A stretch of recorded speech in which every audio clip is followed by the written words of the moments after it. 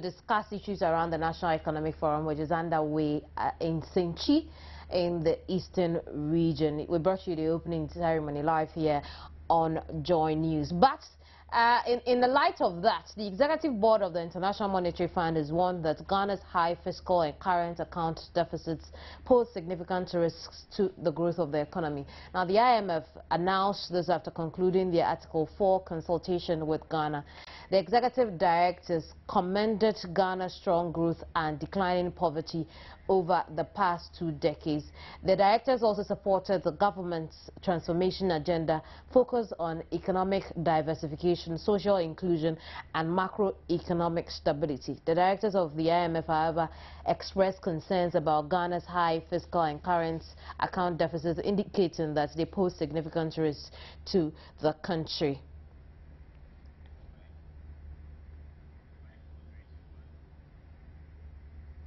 Now, a number of pointers were given in this IMF report after concluding its Article 4 consultation with Ghana, and it ties in a lot with some of the discussions that will be ongoing at Sinchi. I have here with me in the studio. We'll do our own small discussion here. So, I have here with me in the studio.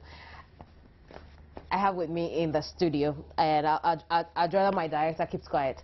I have here with me in the studio Gilbert Ibrahim. Gilbert Ibrahim is an economist, and well, to my far left is David Agbe. David Agbe is Executive Director for the Ghana Institute of Governance and Security. Now, we'll get into the matters of economics, but I just have a few comments taken on the Boko Haram issue in Nigeria. Very, very touchy and sticky.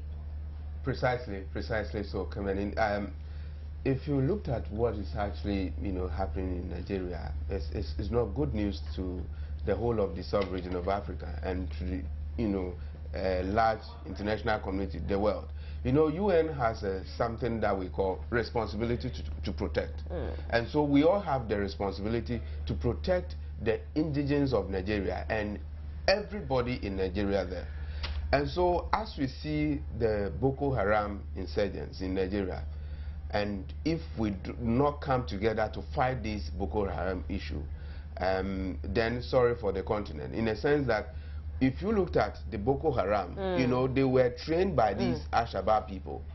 And so they are very robust that if we don't fight them together as international community, then they will reinvent it onto the whole continent. And so the Boko Haram is, we call it something, political economy of terrorism. And if you study political economy of terrorism, that is exactly what they are telling us now, that they want to negotiate with the government.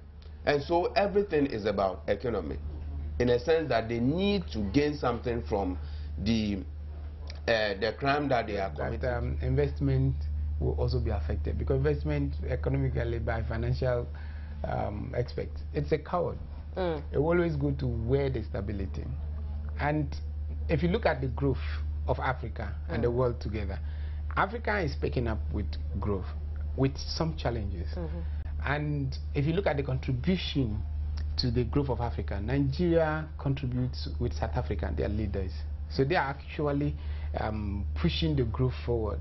And small countries like Ghana, we are also following. So in Nigeria, one of the major players regarding growth and market in the continent is having this challenge. Then it's going to affect FDIs, foreign direct investments, into the continent. And obviously the growth that we all target at achieving, it will also go lower. And the cost of standard of living will go lower. And then poverty will also go up. I think it's not in the interest of the continent. Let's come back to our issue. David, we've wrapped up the conversation on Boko Haram. Maybe we'll find a better time and talk about it. Let's talk about the National Economic Forum. And at the same time, we've had the IMF concluding its Article 4 consultation with Ghana, and is warning us of, I mean, these are risks we all already know about if we continue to have the high fiscal and current account deficits. But then again, I'll pick your thoughts on it. Gilbert, just start with you.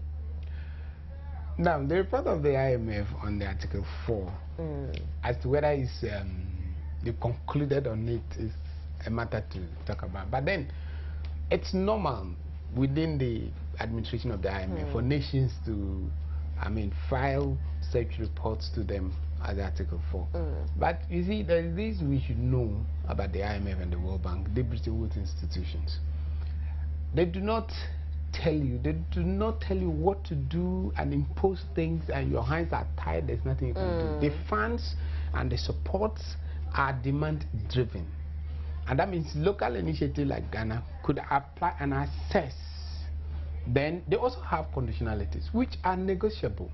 And sometimes some of them will require a national consensus before. So even though it's presented and issues are still lingering, and obviously at the end of this forum, there will be amends in certain parts of it, and it is not strict that you cannot. But the TUC seems to believe that they always come with unfavorable conditionalities for the beneficiary country, and hence we should not unfavorable sign up to any IMF program. Depending on how you look at the conditions, there's a fund coming, and the funds are demand driven. Number 2, and they will look for value for money. And they will monitor to ensure that the purpose for which you're taking this money is achieved. So they don't give you the lump sum at once. They give you a percentage, you implement it, they look at the signs and monitor it for some time. If you qualify, the next chunk comes until they achieve what they want. They will achieve their goals. And obviously, you're not going to go there, take money and come and pay your salaries. And pay it above your threshold. And for salaries, yesterday I made a comment that salaries are paid based on productivity, not on the needs of the people. You produce and you are paid according to your productivity. If you produce good enough and the growth is good enough, the income will go and your needs will be taken care of. And that's where, and the distribution also comes to bridge the gap between the rich and the poor. So if you look at IMF in particular, this report is not conclusive. It's not too good. And besides that, these are things we know already. Absolutely. If you pick every speech in this country by authorities, academia, everybody, we all know the fiscal discipline is not too good. The president mentioned it clearly. Then the vice president mentioned it also. Then Dr. Mwako also, he's indicated that this is the problem. We know this is the problem. It's fiscal discipline. And this report is not reflecting presently. It's possible if you pick the data, this data were gathered the last quarter. And they are giving us the report of the last quarter. And from the first quarter, we're entering the second quarter. A few interventions have taken place. And economic policies have time lags. You start the policies now, you don't expect to see the returns and the benefits or whatever effects next week. A minimum of 3 months. As you monitor, if you begin to see the indicators, and if the indicators are positive, you reinforce. If they are negative, then you bring amendments till you achieve the desired equilibrium that you want. So obviously, if they want to gather current data, the report will not be as damning as it is, because there should be marginal improvement. You think so? Yeah, because the fiscal deficit has dropped already. I mean, in terms of recurrent and salary, it has dropped because of the biometric. They've been able to reduce it to a level. And some fiscal discipline, a lot of people are complaining. Even the government has not paid its own almost every entity. But you realize that a lot of people have not been paid, and they exercise some caution in the disbursement and expenditure. So it will not be as, if they pick current figures from the first quarter and part of this one, it will not be as damning as it is now. David, your views on this IMF report? The IMF report, for me, you see, we keep on saying that they impose certain conditionalities on us, which is true. Because they do what we call, I mean, before you could invest into any industry or any country, they have a certain measure, which we call we call it PESTEL. That means that we looked at the political environment of the country very well. You looked at the economic indicators, very well. Then you looked at the social dynamism within your country. Then you take a look at the technology. Whether you have a strong technology in your country that could support everything that you do. Then you look at the environment, the general environment of that country. And to make it stronger, they looked at the legal structures within the country. So we call it PESTEL analysis. You do PESTEL analysis of the country very well to see whether you have a certain margin of risk, a maximum risk. So if you have risk portfolio, then they will say that, okay, these are the conditions that you need to meet before we can grant you some loans or any other things.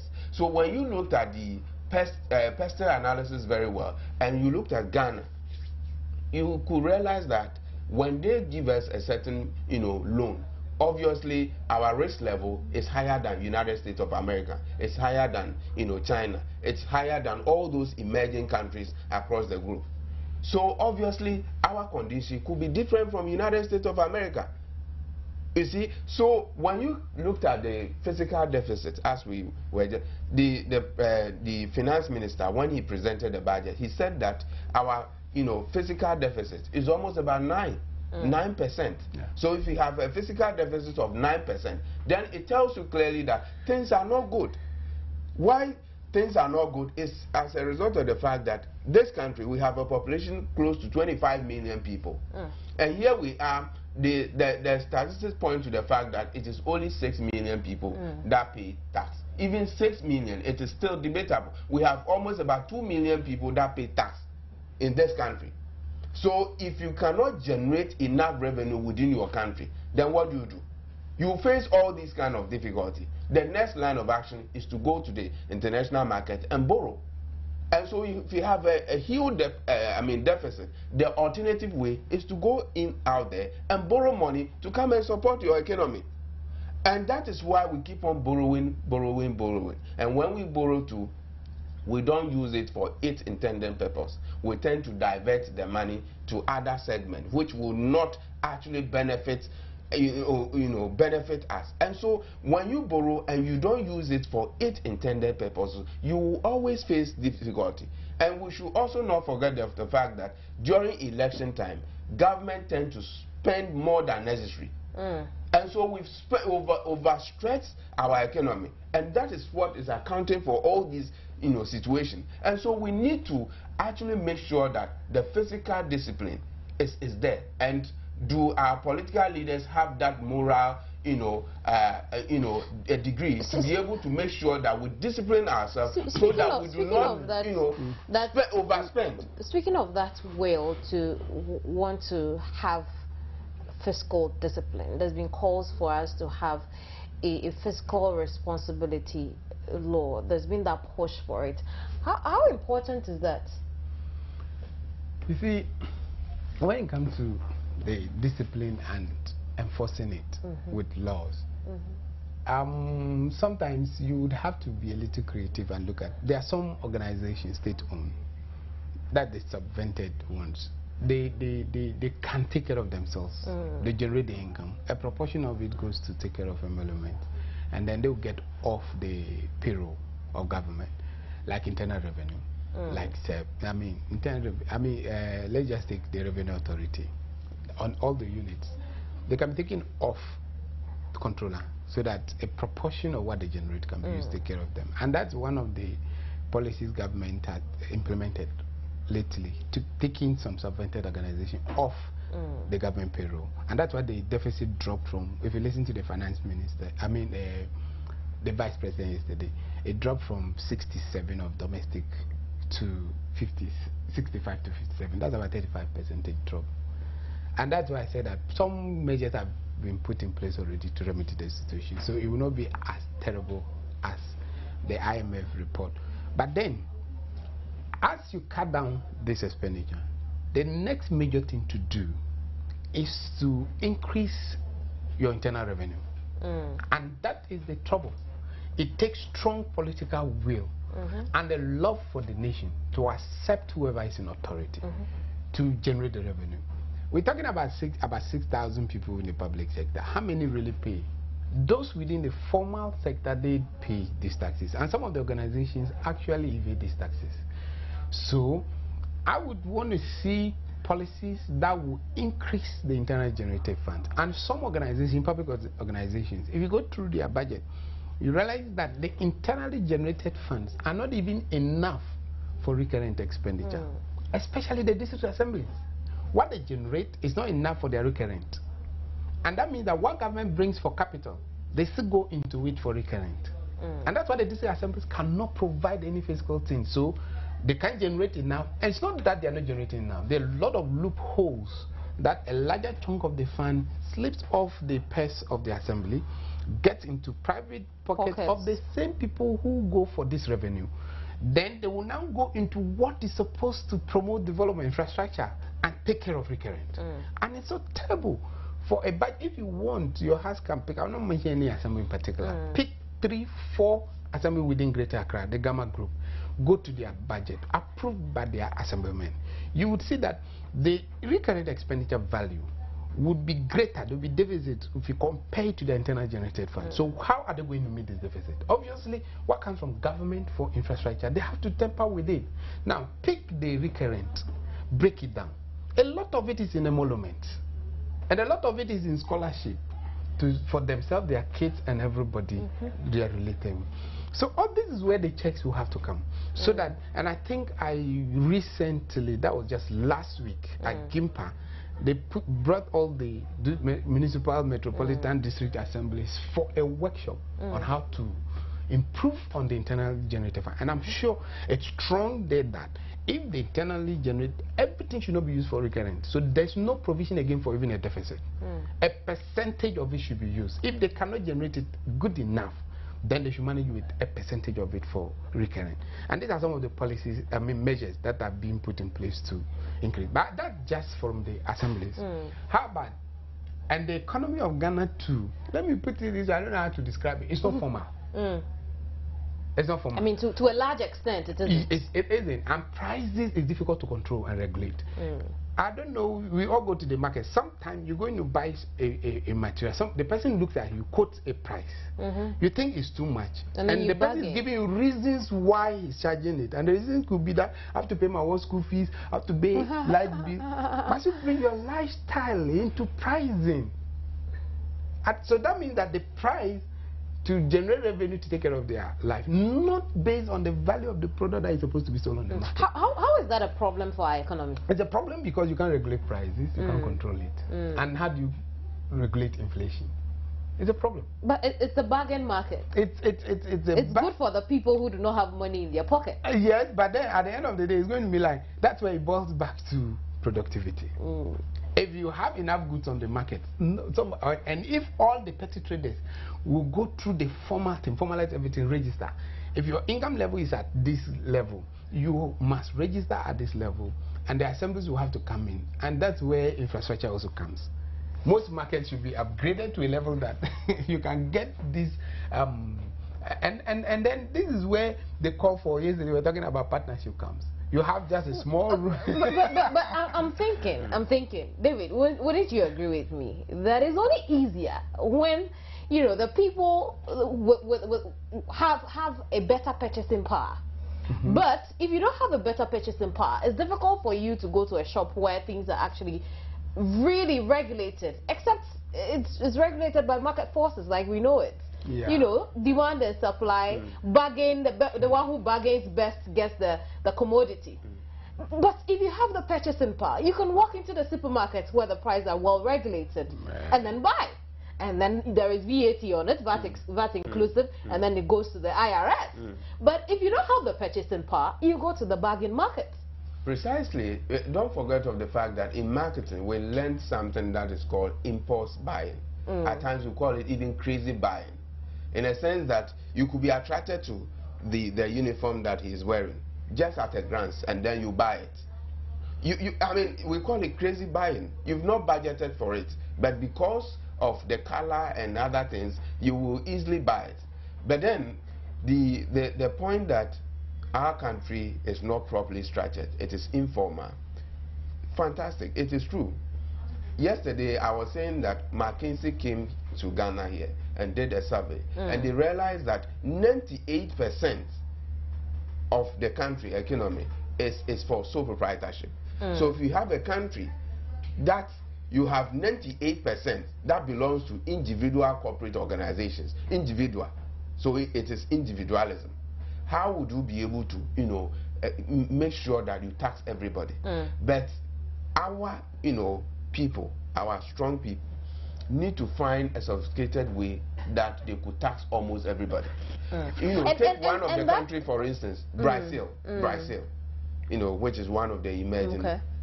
Go to one of their city called Sao Paulo. They have a population of 41 million. They've been able to tax almost everybody. Just one of their states, almost close to 200 million population. One state alone. They've been able to tax everybody. And they will make it to the point that I will tax you, I will monitor you closely, so that you also monitor Mr. Gilbert closely. Gilbert will also monitor me closely. So it becomes everybody's responsibility to make sure that we tax everybody. It boils down to Gilbert's submission on the love of the nation. That's right. Precisely. So they are making it possible for everybody to pay tax in that country. Because they tell you that it is that tax that will be used to develop the country.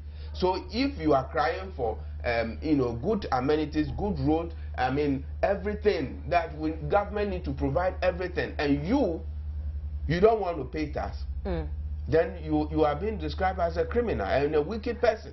And so we must make it a responsibility for everybody in this country. If you love the country, you need to be able to pay tax. But the good part is that our leaders also are not managing those taxes very well.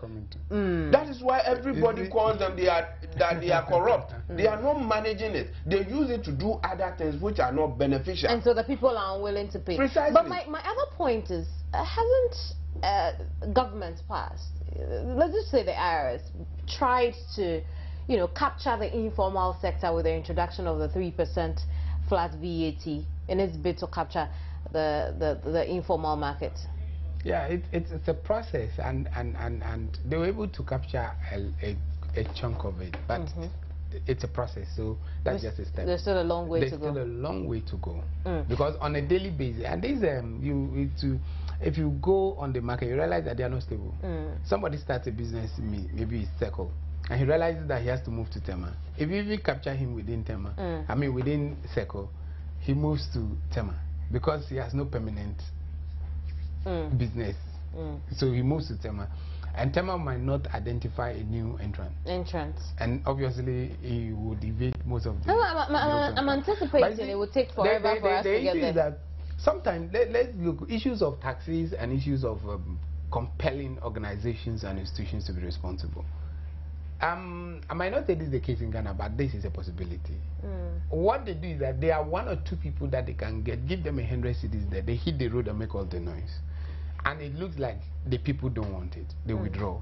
But if you pick those on the road, it doesn't even affect them. For example, this VAT on non-core banking services. Of what business has it got to do with somebody who sells at Fiscal? Because it doesn't affect his current and savings account and withdrawals. It doesn't. But these are the people who are screaming. But at the end of the day, what will happen is that if they, and you realize that on this in this economy, the sector that I mean, when you improve speaking of people on the street, we went out to solicit views on the National Economic Forum. I want us to listen to that and then come back to the conversation. Okay. Let's watch it. Know something better. Right, so those were some people on the streets on their thoughts on the National Economic Forum ongoing at Sinchi in the eastern region. I want us to wrap up on the conversation quickly, Gilbert and David. Unfortunately, we don't have the luxury of time, but there's something interesting in this IMF report where it's suggesting that we further tighten the policy rate, which was recently moved from 16% to 18%, and it's saying that this is needed with a combination of fiscal consolidation to steer back inflation into the target range of a single digit. This tightening, further tightening policy rates, I don't think borrowers will be happy about such an information. How does this help our situation? I think, not that I think, really. Where we have reached in this country, we all know in terms of the physical part, there are challenges, and it has to be fixed. We can't postpone it. And at this time, I don't think we should take any ad hoc solution to the matter. We get to the root of it, take measures that will provide some short-term, medium to long-term gains to the country. And to achieve this, It's not going to be easy for government because they come in with very strong policies that will make them unpopular heavily. And it's going to be hard on the pockets of people. But it's the quinine, which is bitter, or the chloroquine, which is very bitter, we need to take to get the headache to go. If you love this country and want it to move on, then what we'll do is that whatever will come out and the policies that will be implemented, they are not going to be pleasant to the government because of popularity. It makes them unpopular. And the people too is going to be a little hard on the pockets. But it is a sacrifice that we have to do. But then the challenge comes, like my brother mentioned, the issue of going out. You see, they are all talking about depending on IMF. It's not good. It's not good. It's not good to borrow. Then the next option is let's generate it internally. And you touch a tax, and the noise comes again. So if you don't take it outside, we can generate it inside. Then what do we do? And we cannot sit and not do anything. Something will be done. So it will be done. But then the challenge comes here. If you look at the leader, you are squeezing us to get a better tomorrow. But we also want to look at the lifestyle of the leader. How prudent are they using the money? That would give us the confidence in them. Then we can sacrifice. Ghanaians can really sacrifice. That is, if you let them understand that this is what you're doing, explain it better. That's why part of the thing they're talking about is strategic communication and how to implement this one. So if you're able to let the people buy, you see, with one of the key things that came up yesterday from Dr. Mwako was like, there should be a national agenda that will all As for national agenda, we've been talking about I just hope that God knows how long. But David, your thoughts on this move? My thought is that now what government need to do is to actually open the tax nets. Look as if the 600,000 government workers have been overburdened. And so the government need to open up the tax net to make sure that they rope a lot of people. All the sole proprietorship doing, we should make sure that we register all those people so that we can tax them. Everybody. We should be able to tax everybody. I think there are some taxes already that have been let go, and we should look at implementation. The implementation is right, but the loopholes are many. You have to, and there are softwares now that, I know one or two assemblies that have adopted that, such that they give devices to the tax people. Even if you owe, the record is there. You can't pay anybody to give because it's there that you're owing. Then they can come at you to collect their money. And you see, with the devices, you pay, they punch it in, and automatically it reflects. And you can tell the volume for a day. Right. So the GRA officials. Let's wrap it up. Let's wrap it up now. We're looking at inclusive, sustainable growth. We're looking at economic transformation, not just economic growth, which is one of the things a lot of Ghanaians are looking forward to. Your final words on that, Gilbert. I'm going to start with you. With transformation, the growth must come. Then what the proceeds of the growth, which is the growth comes when you use your resources judiciously and increase productivity, and even the idle ones are all brought on board, you have an increase. But then when the growth comes, the revenue that is generated, what you do with it is what brings the transformation, and that's what we call development. And then when we grow, it's not enough. We need to use it to change permanent structural structures of the economy. And when that happens, the mentality and the attitude of the people will also change. Absolutely. So it still comes to the same thing. But how to sustain it is the problem. And even this fiscal discipline, Ghana is good at achieving it, but we are not good at sustaining it. Absolutely. David, your final words on that. I must say that growth is a moral right. It is a moral issue in the sense that when the economy grows, it benefits all of us. But Ghana, the economy 2012, it grew by, is it 7.4? And then now it's 7.1. The economy is growing, but then are we making sure that everybody is taxed so that it will increase the domestic revenue? The domestic revenue, it is what we will use to actually run the country. We should focus on the internal, generation, so that we'll be able to mobilize enough resources here. Although borrowing is a key factor, we should be able to borrow more and also make sure that we also tax the people, so that putting the two together, we can actually, And I I also hope it won't be just talk shop. And we as Ghanaians, as we are looking for change, we should be ready to bear it. Gilbert, yes, you have 2 seconds. Yes, I will do, because he talked about growth and benefit of people. You see, when the growth comes, the proceeds, the distribution is not fair. That's where the issue is coming. You see, just a small group of the population benefits from it. And that's where the challenge actually is. Now it's time to go. Thank you very much, gentlemen, for your time. I think we've always had interesting conversations, very insightful ones. We should have some more. I apologize, I'm unable to read your messages because my director is unhappy I'm eating into someone else's time. The CM